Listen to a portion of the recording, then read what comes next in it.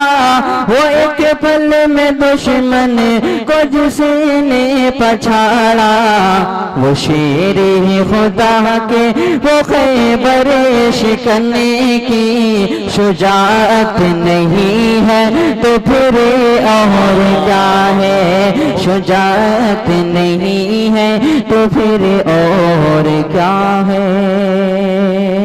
السلام علیکم ورحمۃ اللہ وبرکاتہ۔ محترم حضرات، میں ایک بہت اہم بات آپ تک پہنچانا چاہتا ہوں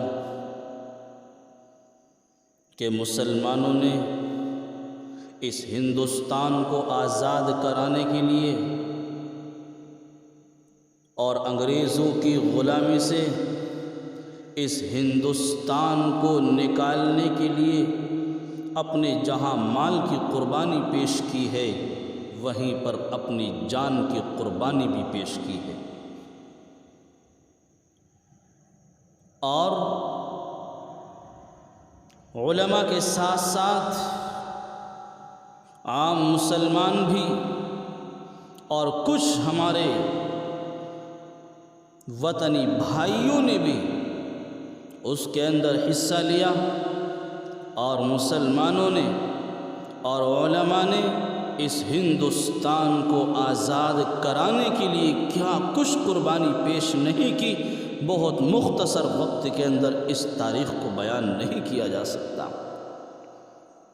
چند منٹوں کے اندر مختصر سی ایک بات آپ تک پہنچانا چاہتا ہوں کہ دہلی قبضے کے وقت انگریزوں نے شہریوں کے ساتھ کیا معاملہ کیا، قتل و غارت گری کا کیسا معاملہ وہاں کیا گیا، میں صرف اس ایک جھلک کو آپ کے سامنے رکھنا چاہتا ہوں۔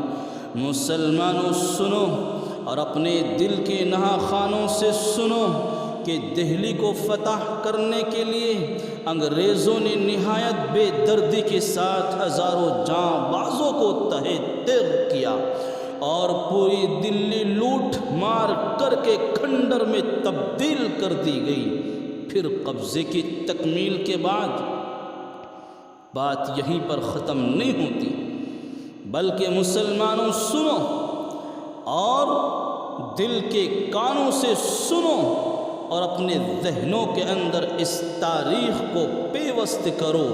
اپنے بچے کے ذہنوں کے اندر اس تاریخ کو پیوست کیا جانا چاہیے کہ دہلی پر قبضے کی تکمیل کے بعد کیا کیا گیا۔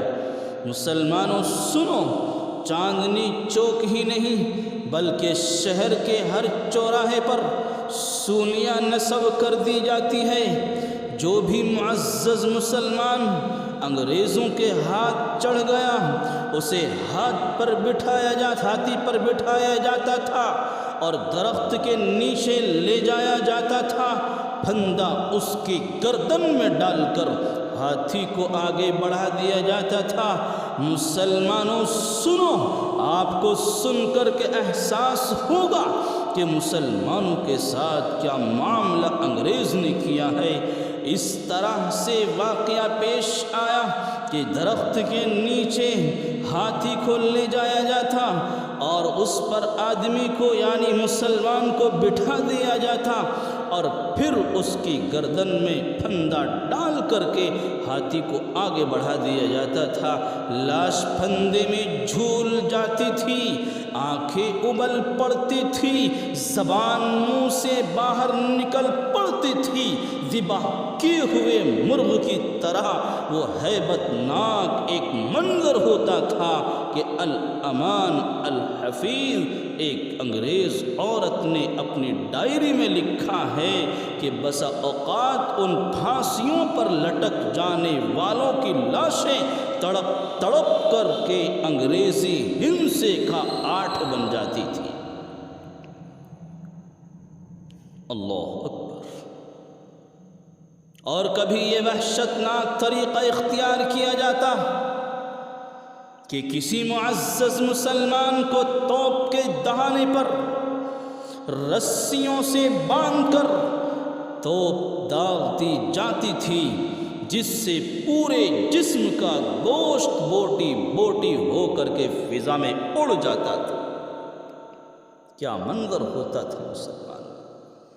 اور ایک ہندو مورخ کیا لکھتا ہے، کیا لکھتا ہے سنو، کہ ایک اندازے کے مطابق 1857 میں 5 لاکھ مسلمانوں کو پھانسیاں دی گئی تھی۔